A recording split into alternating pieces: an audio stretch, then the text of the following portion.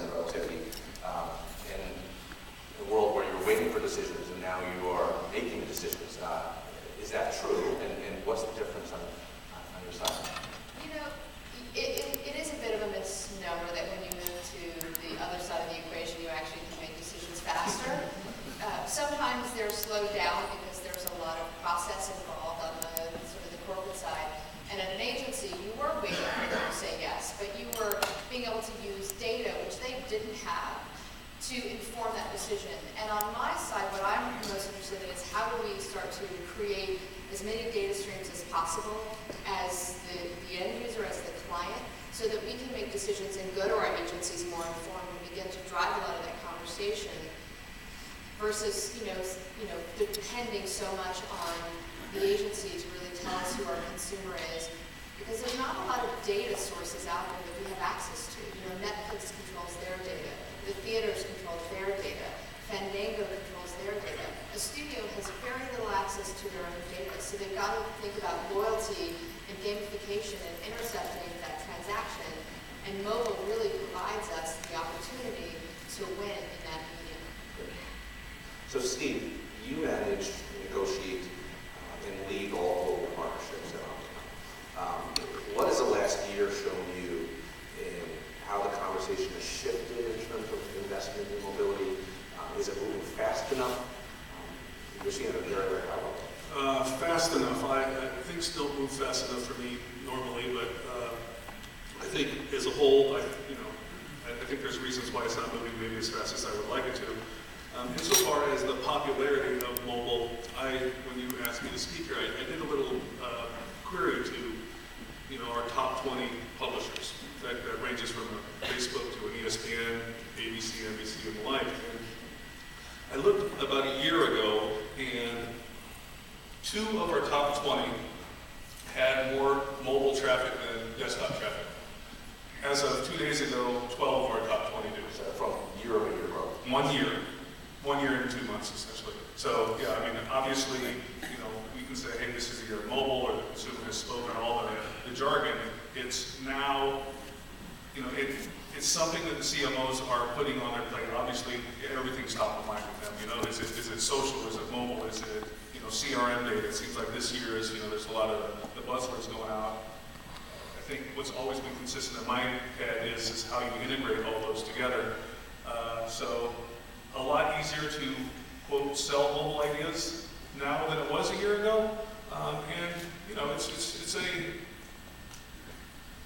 think I read recently that you spend more time on your mobile device than you do on television. Now, that's the first time in history anything's overtaken television. I think BuzzFeed just put something out, I don't know if you guys seen it a couple days ago, it says how often you use your phone, and they use that Moment app to track it. And people were spending, picking up their phone 150 times a day. And so obviously it has the attention. I'm sure we'll get into on this panel what some of the drawbacks are, but the mobile discussion is a very, very easy one to have. And we're spending hundreds of millions of dollars there. That pales in comparison to your little brother coming to television, but we rushed into this isn't a new phenomenon. We've rushed into digital as a whole, we rushed into programmatic, a lot of this stuff, and part of me that people have such a personal affinity towards their phone that maybe doing this really cautiously is the right way to go, because I'll sit up here on stage and say I was one of the reasons why we grew into the internet, with some banners. That's your fault. It's partly my fault. So you feel now mobile gives us an opportunity to reset and reshift that balance between consumers and brands? It's obviously a very unique device. People are spending an inordinate amount of time with it. But that said, it's just if we bombard people with advertising, it may not be the way people react to their phones is different than the way people react to their desktops. So I think being cautious there makes a lot of sense. Obviously, we have examples of how we've done that incredibly well, and I have examples of how I haven't done it very well.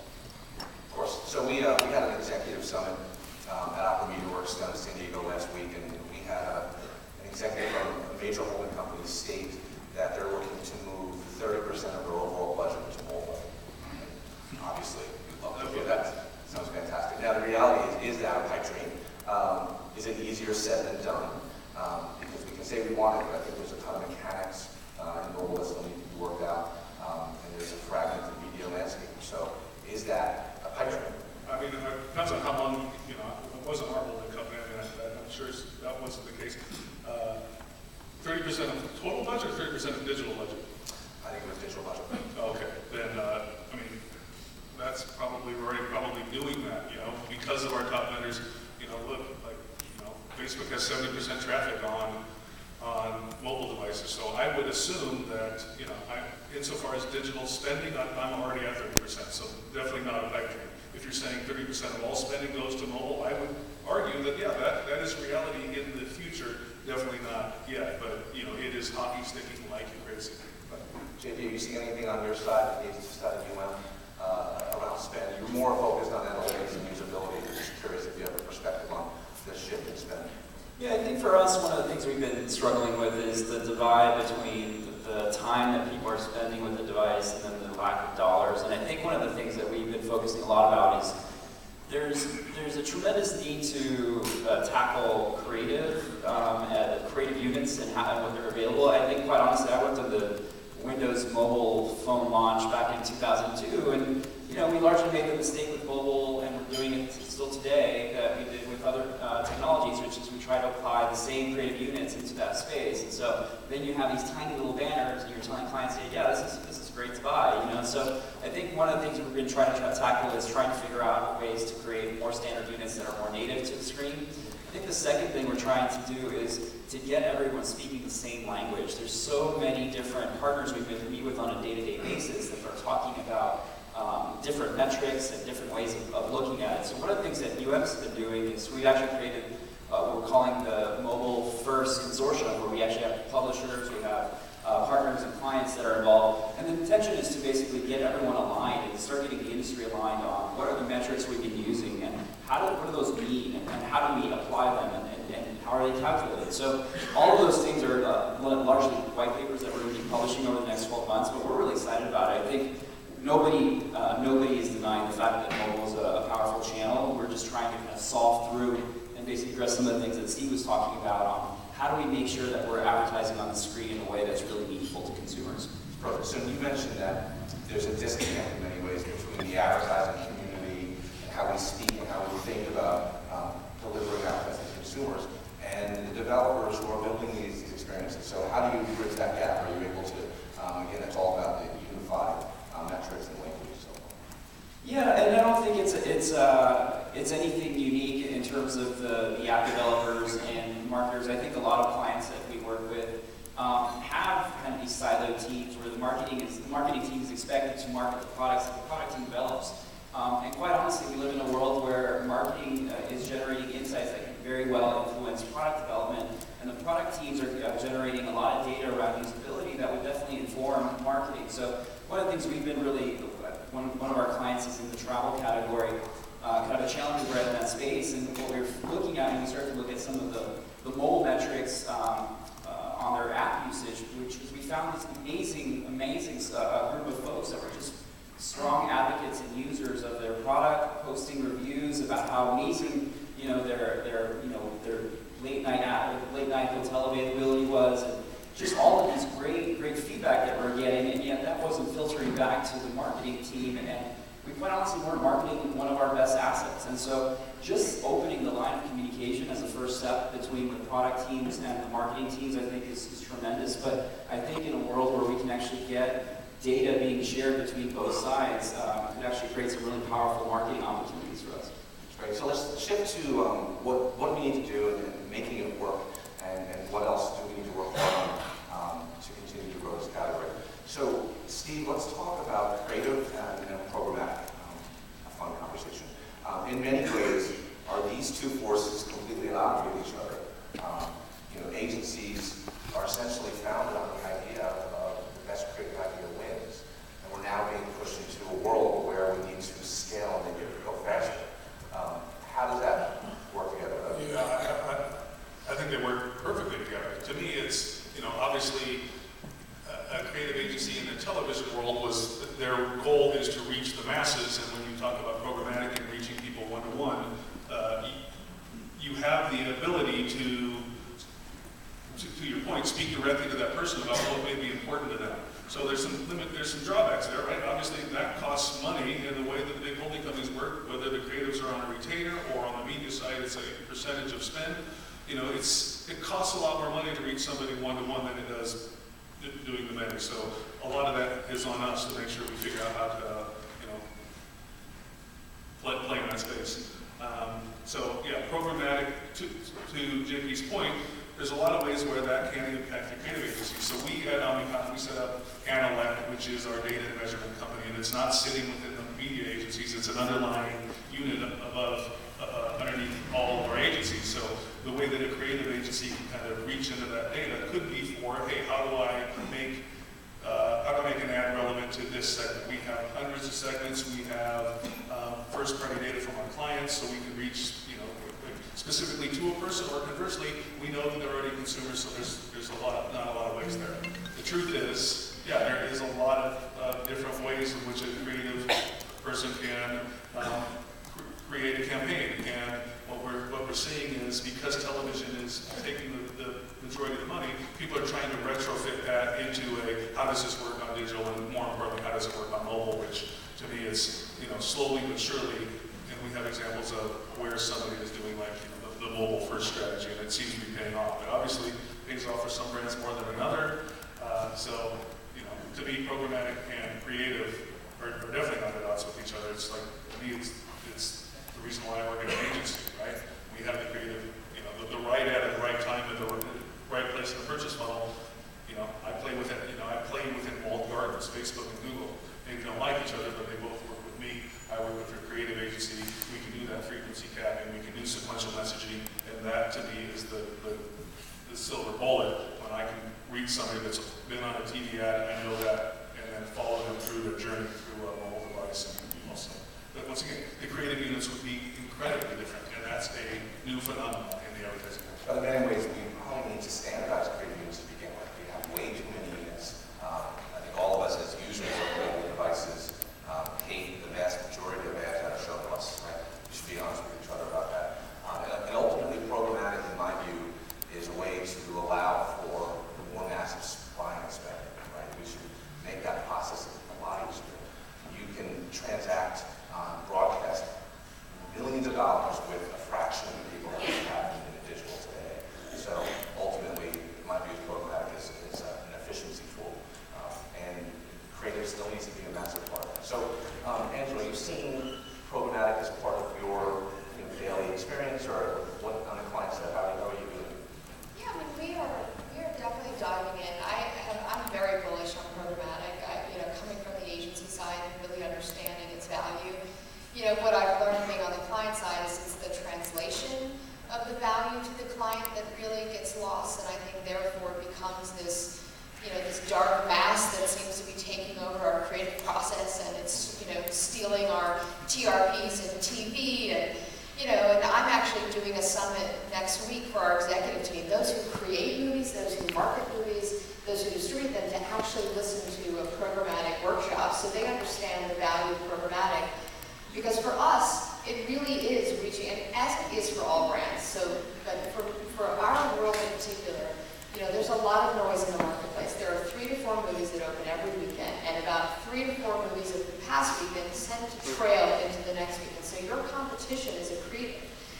And we've really got to break through with how do we reach that particular audience member for that movie. And if you know anything about movie marketing, it really comes down to 4 quads, which is astounding to me. That what they've done is they've basically taken the entire universe and boiled it down to 4 quads, when there are many quads within each one of those quads. Programmatic gives us the opportunity to reach each one of them with a very singular message that's all about conversion. And so for us in our business, we've really got to embrace this future, and I think programmatic, if you're a filmmaker or if you're a marketer or if you're on the set capturing content, enables you to have a very distinct filter as to what we need to gather so that when we push it out, it's actually relevant. And most important, it's something that that fan wants to share with their community. And the more we can do that, the easier our job becomes. And for movie fans, they're rabid.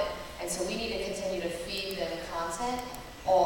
it used to be, okay, we'll market 4 weeks before a movie opens. Now we can do it 4 months, and we can do it 4 months afterwards. So it's a really powerful moment in our business, but again, we're dealing with calcified legacy, and it's very hard to chip away. And I mean, when you talk to me about how easy it is, that's been my biggest struggle, is just getting people to embrace this bright new future.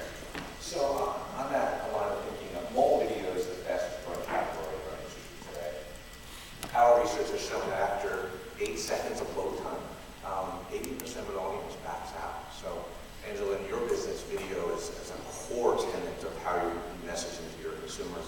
How do you ensure you're not taking a desktop approach to the mobile experience? Like, how do you make sure they actually can interact? Right. It's a great question, because the trailer play is probably the biggest indicator of a movie's success.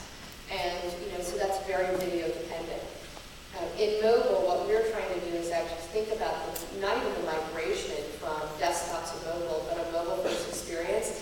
And if you can imagine being a creative who's usually given 2 minutes to think about how to tell a story, how do you do that in 8 seconds or 15 seconds? It's a very difficult process, but they're getting very good at that translation, because we also know we have about 8 seconds to convert, and if they want to stay longer, great, and we'll have that content ready for them. But think about telling a great story. It's almost like I wish I could hire 1,000 designers to come in and really think about movie marketing differently. Absolutely. JP, what are you seeing in your day-to-day job and usability, analytics, and user behavior? What are you, the knowledge you impart on your colleagues on creating control of that? Yeah, for us, one of the things that we've really been talking a lot about is home screen ethnographies, right? So thinking about what do people have on their home screen when they're using a mobile device. And one of our clients is a big banking institution, and they're struggling with, how do I connect with millennials? Well, you are already connected with millennials. We actually look at data around how they're currently using their app, and how much time they're spending with it. What are the different ways that they're using it? And what we found is there actually was a significant amount of install on their app, and the challenge was around the time spent. People were going, checking their balance, making sure they had enough to go partying that night, and that was it, right? Or did they spend too much the night before, or did they have enough to pay the rent? So there's a lot of interesting data you can glean around how people are currently using their mobile device to actually connect with the brand. I think for us, one of the things that we've been trying to do is figure out, okay, how do we take those insights and then actually fuel them into pre-development, into potential media plans? What are some hypotheses we have about how consumers using their mobile phone?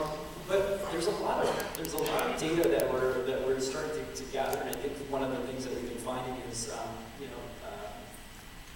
Steve kind of talked a little bit about sequential messaging, but there's a tremendous amount of usage of television and mobile devices all at the same time, and so we've been talking about how do we start to actualize sequential messaging and actually make the screens interact with one another, actually have messages, and offer coupons or whatever the thing is in order to get people to really engage with a specific brand. So for us, I think there's a tremendous amount of data, there's a tremendous amount of opportunities from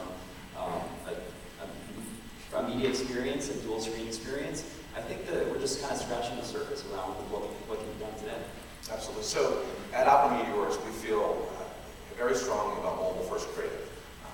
And we've actually feel so strongly we've developed a short form creative fund where essentially we're looking to jumpstart sub 15-second, 30-second videos in native environments, right? Because taking a pre-roll approach to the mobile device is a challenge, right? And how do you develop content that actually truly speaks to the consumer in a very short amount of time? Steve, as you know, Disney is a key partner in this initiative and has been a massive supporter of what we've been doing over the years. You also mentioned Lowe's doing some really cool stuff in Bond. Can you explain? Sure. But to your earlier point, like you asked about programmatic, obviously programmatic will help that 8-second download problem, right? If there's, I want to address that a little bit. I almost feel like we have to do some sort of industry teachings or something. We have this problem that exists where consumers want content for free, but they're not willing to accept the advertising. And a lot of the reason I believe is because the advertising isn't incredibly personalized or meant for them. So, look at the Pandoras and the iHearts and the Spotifys of the world. They essentially said, if you don't want advertising, you can pay, $9 a month and get unlimited content. Still only, a fraction, single-digit percentages of people are paying for it. So I think we need to address that a little bit. The Lowe's was an example of where we actually did the mobile. We built it for mobile. BBDO did work. It was on Vine, so they did. I believe they just launched another 8. Last month, where it's called Fix It in 6, where you can do it's just 6-second, very well-crafted videos where you can learn if you scratch your floor, you can rub a walnut on it, or if you have a water stain, believe it or not, mayonnaise on it for 4 hours, those types of things. So when we built it specifically for that platform, within the constraints of that, thinking about that as opposed to retrofitting it, not only do you win great awards, which is very important in creative types, but it, and we were able to, do pure conversion tracking. It was a phenomenal success. And obviously, the consumers reacted to it. It was presented to them in an environment that respected user experience. It wasn't too long. In my view, the 4 longest seconds of your life is when you're waiting for a YouTube video ad to load before you do content. Yeah, it's interesting. You said 8 seconds. Facebook just came out with a study last week saying it's 3 seconds. You have to grab the attention within 3 seconds of the video. So back to your earlier point, we want to talk more about creative formats and feeling that we're not addressing that problem. I just think there's a lot. I mean, once again, I can argue both sides of pretty much everything. The agencies exist because it's an incredibly complex market, right? It's maybe a little more complex than I thought it was going to be, but so sure, having two different schools of thought. One is, hey, you need to disrupt the consumer, right? You get in the middle of their experience. Another one is, ask them for permission. I think it's brand by brand, and so having a lot of choices obviously makes sense. The problem is when you have so many different things, you can't scale it. Scale is a problem because it makes it cost prohibitive. So, like I said, I think mobile is tracking to the way that I would expect it to. The adoption rate has to be far beyond anybody's expectations. And, I think, listen, being first with the brand, doing something very, very creative and unique is something that we strive to do. So, I don't go around screaming at people saying, hey, listen, you're not spending enough money in making a mobile app. We've done templates with clients and say, hey, listen, first things first, make sure your website is mobile enabled. Then if you have if you're a B2C customer, you can enable some sort of e-commerce play. Now that Apple Pay is it happened, there's some more brands that have jumped on that. It's just, it's not a one-size-fits-all, and in the mobile space, I'm very bullish on making sure that the advertising message to that consumer is very different, with your phone, because people do have a different relationship with it. And just doing, there's things, obviously shopper marketing with geo-targeting and stuff is huge, and it's a no-brainer, right?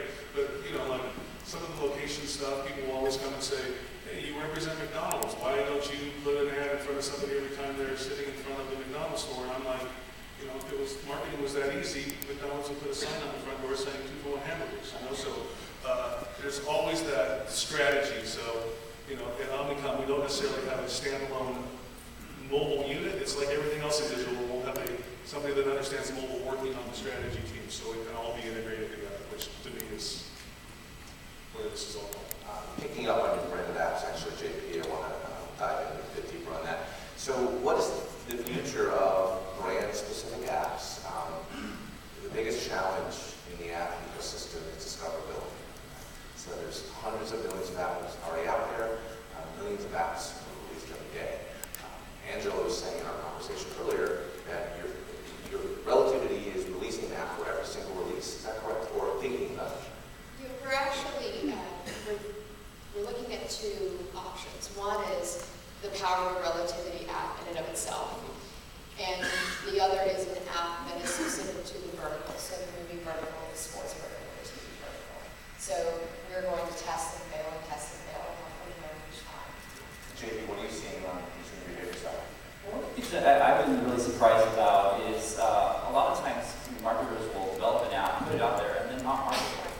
So there's plenty of channels, even within Google Play and iTunes, that you can actually market your app, and not let alone tag it and actually, let people know that it exists. I think first step is actually making sure that people know that it's there. I think the other thing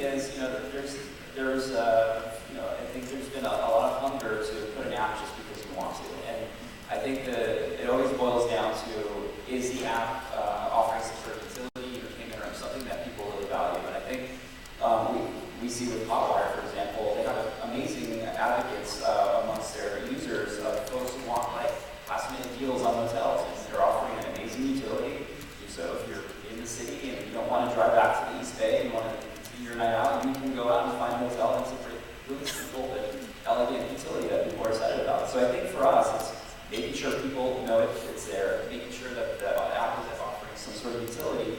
And then I think the last piece is just around how do you start to then optimize those advocates and getting those advocates out there and pushing out, whatever the brand is offering that we think is valuable. So we've been talking a lot about, okay, if you do have a strong group of folks who love your app or really appreciate what the app is offering, how do you get them out there and actually talking about the really great experience that the brand is offering? And what are you seeing in mobile web versus the app, right? And all the recent research has shown that in-app activity is massively outpacing mobile web. It's not a zero-sum game, and I'm sure you have a perspective that there are experiences on the web that are right. What do users do, and then what are you seeing on sort of clients building experiences? Yeah, so one of the things we've been talking a lot about is it's not one or the other, right? So I think for us, one of the things we find, especially when you're talking about actually engaging with prospects, a lot of them don't actually have your app installed. You're literally going out and speaking to them, and so they're using Google and searching for specific information.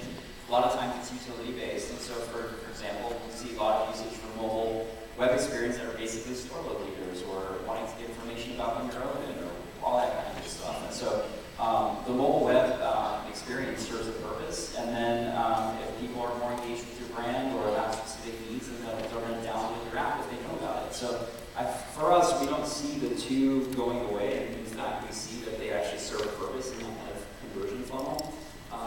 So I think for us, we haven't seen, or we haven't gotten to a point where we can say, well, it's going to be, you got to go the app route, because quite honestly, with the way that the new programming technology is, one size fits all. Every screen and all content can be fit into all three types of screens.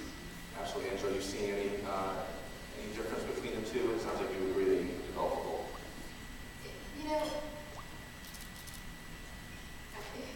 It goes back to the data conversation. So our quest is how do we retain as much data as possible on our fans and our users. And we see the mobile app environment as a way to do that, right? Because they're there, we can continue to market them throughout the funnel, and it's franchisable, or it's about moving from, we're seeing a lot of movement from the big screen to the TV screen to digital content, and vice versa, digital all the way up to film. So it's a way to keep them in the funnel for as long as possible, and to move conversion into genre or actor or director. So it's a huge spider web of opportunity. It just happens to be, to your point, about marketing. And I think that what happens in our world is we get caught up by the bright, shiny object, we spend a lot of money, and then we leave it because there's another one.